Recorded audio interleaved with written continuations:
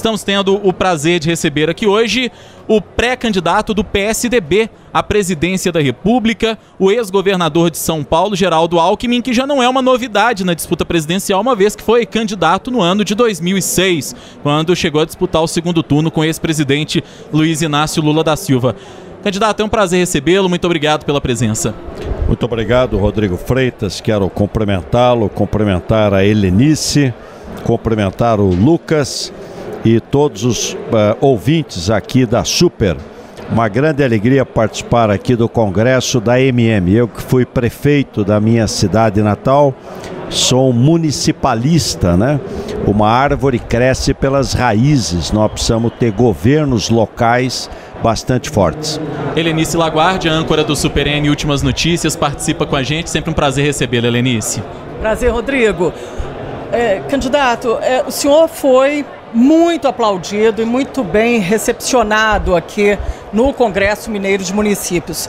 Isso se deve à sua agenda, à sua campanha, às suas propostas, ou também muito impulsionado pelo pré-candidato ao governo de Minas, Antônio Anastasia, também do PSDB? Olha, em primeiro lugar, Helenice, pelo Anastasia, que é uma pessoa extremamente querida aqui em Minas.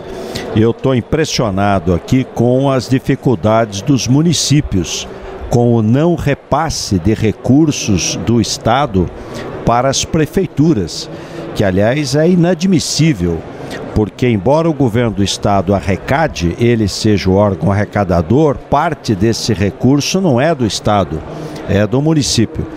E também quero agradecer aqui o carinho, né, a hospitalidade do povo mineiro, dos prefeitos, vice-prefeitos, vereadores. Eu entendo bem das dificuldades dos municípios, porque fui durante 6 anos prefeito da minha cidade natal.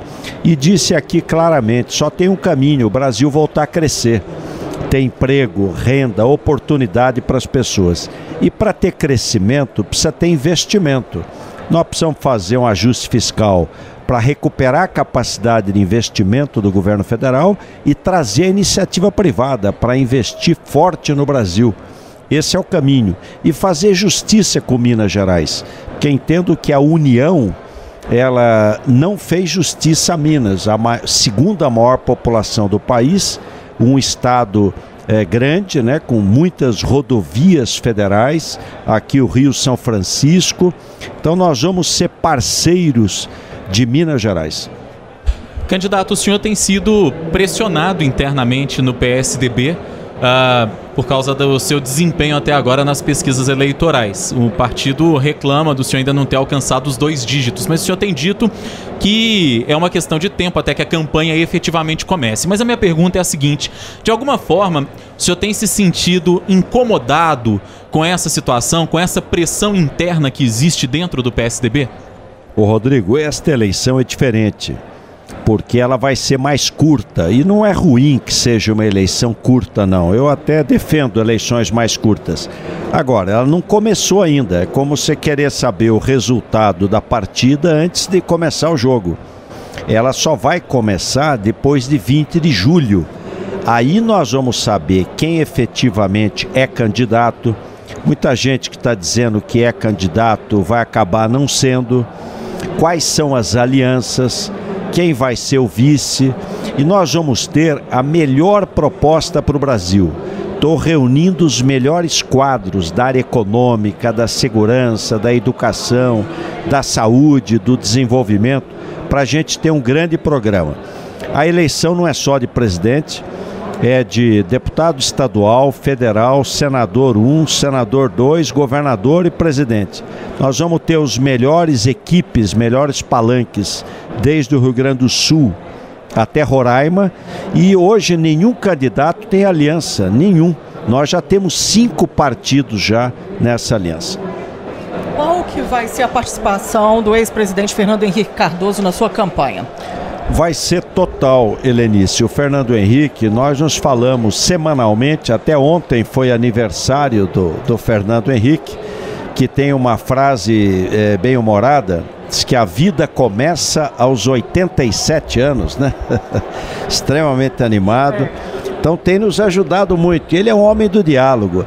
Eu não acredito em extremismo, radicalismo. Isso não é caminho, isso é descaminho. A situação do Brasil é muito grave do ponto de vista fiscal. Nós precisamos procurar me inspirar aqui no Juscelino Kubitschek, que dizia: eu vou percorrer o Brasil todo pregando a união nacional.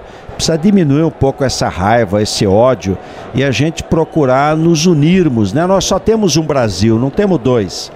E o que interessa para o jovem, para o trabalhador, para a trabalhadora, emprego, renda, oportunidade para a população. O que vai fazer com que o senhor vá para o segundo turno? Nós vamos para o segundo turno, não tenho a menor dúvida disso. A hora que começar a campanha, aí sim, a hora que entrar o rádio e a televisão. Aí você vai ter a comparação, você vai ter o debate, aí você vai ter a definição de voto. O Hélio Garcia, me inspirando aqui na sabedoria mineira, dizia: a definição de voto é só depois da parada militar, 7 de setembro. Aí é que vai definir. Os analistas políticos, governador Geraldo Alckmin, pré-candidato do PSDB à presidência da República, com ele que nós estamos conversando, tem já colocado o pré-candidato do PSL, Jair Bolsonaro, deputado federal, no segundo turno. O senhor acabou de dizer que vai estar no segundo turno. Considerando, então, que seria uma disputa entre Bolsonaro e Alckmin, o senhor acha que vai ser uma espécie de todos contra o Bolsonaro? E, nesse sentido, o senhor esperaria, por exemplo, no eventual segundo turno, receber apoio dos partidos mais variados, até mesmo do campo da esquerda, por exemplo? Olha, eu acho que o Bolsonaro não vai para o segundo turno. Tem menor hipótese de ir para o segundo turno. Essas pesquisas hoje é muito recall de quem está há 3 anos fazendo campanha, mas os argumentos da eleição não começaram. Nós não vamos criar emprego no Brasil à bala.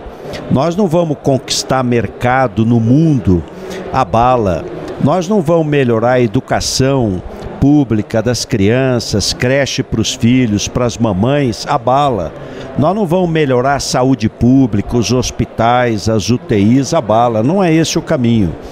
O caminho é fazer uma agenda competitiva, fazer reformas e trazer confiança para ter investimento no Brasil. E nós vamos fazer o ajuste. Para quê? Para poder ter recursos para investir. E investir forte. Eu quero fazer do Brasil um canteiro de obras, como fiz em São Paulo. Estradas, as BRs, ferrovia, metrô, trem, hidrovia. Mas só um ajuste é capaz de fazer isso nesse cenário de crise tão profundo que a gente vive? Por isso que eu disse inicialmente, Rodrigo, que não tem solução sem crescimento.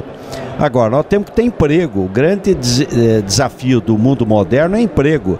Nós vamos fazer o ajuste fiscal para recuperar a capacidade de investimento do governo federal e trazer investimento privado. Hoje sobra dinheiro no mundo.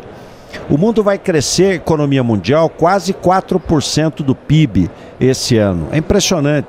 Estados Unidos, pleno emprego, Europa crescendo, Japão, Ásia. Nós precisamos aproveitar esse bom momento da economia mundial, essa grande liquidez internacional, para trazer investimento para o Brasil, para a gente crescer forte. Isso é confiança. Eu acho que nós vamos trazer confiança, melhorar a autoestima do brasileiro e o Brasil voltar a ser um país de oportunidades. Um pré-candidato Geraldo Alckmin, um dos pontos mais nevrálgicos atualmente para o brasileiro é a segurança pública. E o senhor, em todas as palestras, todos os debates e discursos, tem falado sobre os bons números apresentados durante o seu governo em São Paulo. Queda de até 30% em casos de violência. Isso é possível passar para o cenário nacional e como? É possível, Helenice, e precisa ser feito ontem, porque nós estamos vivendo uma guerra civil. 62 mil pessoas assassinadas no último Atlas da Violência no Brasil em 2016. São Paulo nós reduzimos de 13 mil para 12, 11, 10, 9, 8, 7, 6, 5, 4, ano passado 3.503. Eu vou cuidar da questão das fronteiras, porque tráfico de droga, tráfico de arma e contrabando é crime federal.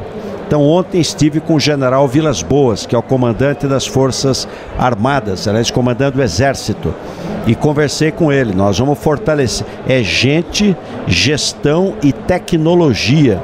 O CISFRON, cuidar das fronteiras, não deixar entrar arma, entrar droga no Brasil, impedir contrabando, diplomacia, sentar com os países vizinhos. Nós sabemos por onde entra a droga, nós sabemos por onde entra a arma, contrabando. Nós temos que fazer um entendimento latino-americano. Crime não tem fronteira, esse é um problema da região, então precisa ser tratado regionalmente. Há um princípio em medicina que eu aprendi, que é elimine a causa, que os efeitos cessam. Nós estamos agindo muito nos efeitos, nós precisamos agir nas causas do problema da violência e dar a mão para o jovem que foi para a dependência química, trazê-lo de volta, dar oportunidade para ele.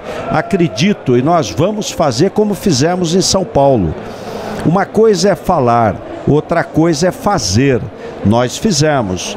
O ano passado, o superávit primário no estado de São Paulo, sem aumentar um imposto, nós temos menores impostos, foi 5,3 bilhões de reais. Agora, vendemos helicóptero, vendemos avião, extinguimos órgão, devolvemos prédio, até carro oficial. Nós contratamos a Cabify para poder reduzir despesa. É possível fazer um grande ajuste, equilibrar as contas públicas, voltar a investir sem aumentar imposto. E vou fazer, Rodrigo, a reforma tributária, para simplificar o modelo tributário, para atrair investimento. Era justamente essa questão que eu queria levantar com o senhor, porque prestando atenção nos discursos dos presidenciáveis aqui no Congresso Mineiro de Municípios, a reforma da Previdência, ou melhor, a reforma tributária, foi um assunto colocado amplamente pelos postulantes à presidência da República. E eu pergunto para o senhor, qual é o modelo ideal?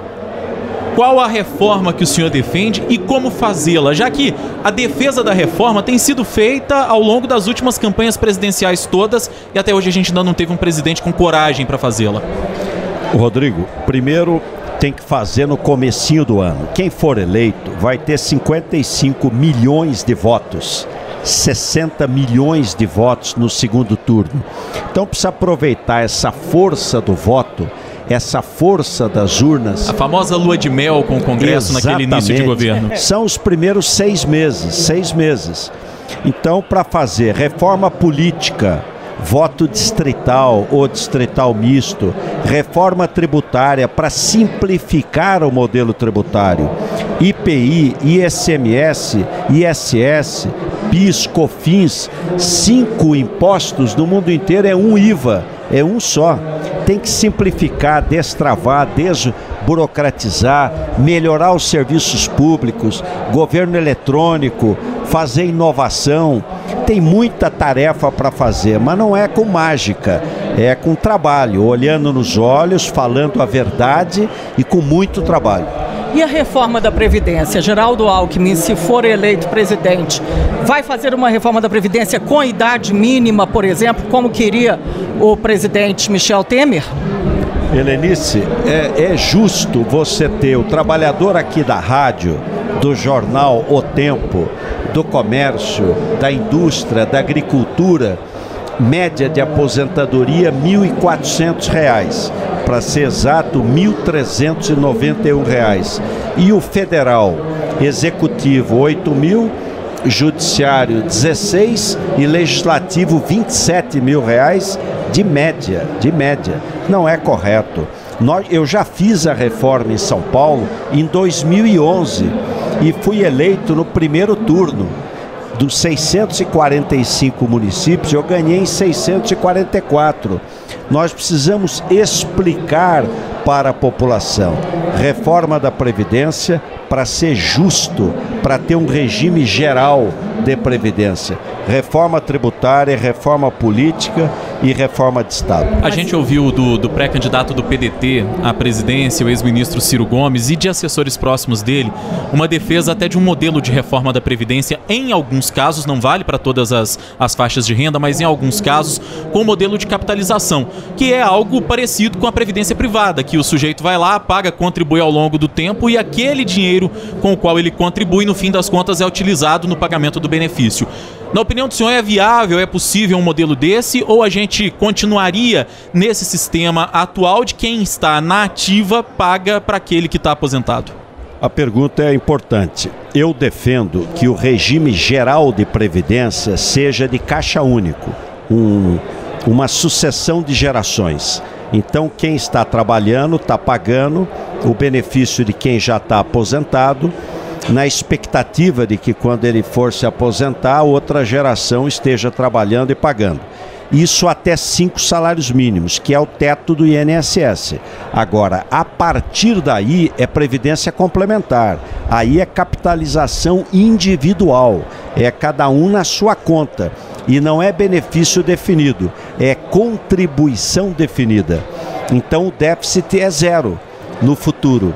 É isso que eu fiz em São Paulo. Eu ganhei eleição em 2010, em 2011 já foi implantado, já está valendo a Previcom. Então, um regime geral de previdência, único para todo mundo, igual como o teto do INSS. A partir daí, previdência complementar. Qual será a política de reajuste dos combustíveis, caso Geraldo Alckmin seja eleito à presidência da República? O que vai ser feito com a Petrobras e essa questão cambial de como passar isso à população? Os reajustes continuarão a ser diários, como tem sido atualmente a política do atual governo? Helenice, não. O que aconteceu aí há 20 dias atrás que levou à greve dos caminhoneiros? Primeiro, em julho do ano passado, o governo federal dobrou o PIS/COFINS sobre combustíveis. Quer dizer, aumentou o imposto, aumentou a carga tributária para arrecadar mais. Segunda questão foi geopolítica, crise na Venezuela, embargo dos Estados Unidos ao Irã. Então o preço do barril de petróleo foi parar em $80. A terceira questão foi a ameaça de aumento de juros nos Estados Unidos. Todas as moedas se desvalorizaram frente ao dólar, inclusive o real. Juntou tudo isso, deu no que deu. Qual é o que eu defendo? Não pode ter reajuste todo dia. Quem depende do combustível, ele é insustentável, precisa ter previsibilidade. Eu defendo 30 dias. Você só corrige a cada 30 dias. Não é que não vai corrigir, mas não diariamente. 30 dias, para você ter previsibilidade. E imagine que aconteça isso. De repente aconteceu um fato e o barril do petróleo disparou. O que tem que fazer? Baixar imposto. Chama-se colchão tributário. Você tem um colchão tributário, porque a hora que dá um salto no preço do combustível, você põe o imposto para baixo e você amortiza para aquele que depende diretamente do combustível. Isso é que tem que fazer, imposto regulatório ou colchão tributário, e ter uma previsibilidade de 30 dias. Diante da greve dos caminhoneiros, a gente viu muitas críticas, candidato, ao fato de apenas a Petrobras ter a exploração do petróleo no Brasil. E a gente viu muito a defesa de que a iniciativa privada pudesse também explorar o petróleo no país. Na opinião do senhor, essa seria uma medida válida ou a Petrobras manteria-se como a única exploradora efetiva? O Rodrigo, só temos hoje monopólio praticamente no refino, que eu entendo que tem que acabar. Nós temos, o único monopólio que existe na prática é o refino, 99% é Petrobras. Então nós temos que trazer a iniciativa privada. Monopólio é sempre ruim. Toda a lógica da economia de mercado é competição, disputa, que o consumidor final é beneficiado. Então eu defendo, primeiro, que a gente não tenha mais monopólio no refino, traga a iniciativa privada para ter investimento no Brasil. Nós estamos hoje exportando petróleo e importando combustível por falta de refino. Quer dizer, é inacreditável. Você o Brasil está tendo grandes descobertas no pré-sal, e você exporta petróleo e importa combustível, sendo que você podia expandir as refinarias e fazer o refino aqui. Por que que não faz? Porque não tem dinheiro para investir. Vamos trazer o setor privado para investir no refino. Mas isso pode acontecer, então, uma privatização de Petrobras e de várias outras empresas? Não, da prospecção não, e nem há necessidade de privatizar a Petrobras. A Petrobras é campeã em prospecção em águas profundas. E o setor privado pode investir. Já o monopólio já acabou. O monopólio só existe hoje para o refino e que precisa acabar. Nós hoje tivemos o prazer de receber o pré-candidato do PSDB à presidência da República, Geraldo Alckmin, que é ex-governador do estado de São Paulo, conversando com a gente sobre os rumos do Brasil. Quero agradecer pela sua disponibilidade, pela sua gentileza. Foi um prazer recebê-lo, candidato. Muito obrigado, Rodrigo, a você, a Helenice, ao Lucas, e um grande abraço a todos os internautas e todos os ouvintes da Super Notícia. Muito obrigado, Helenice Laguardia, participando com a gente. Sempre um prazer tê-la conosco, Helenice. Obrigada, Rodrigo. Obrigada, candidato Geraldo Alckmin. Portanto, foi este o Café com Política, hoje conversando com Geraldo Alckmin.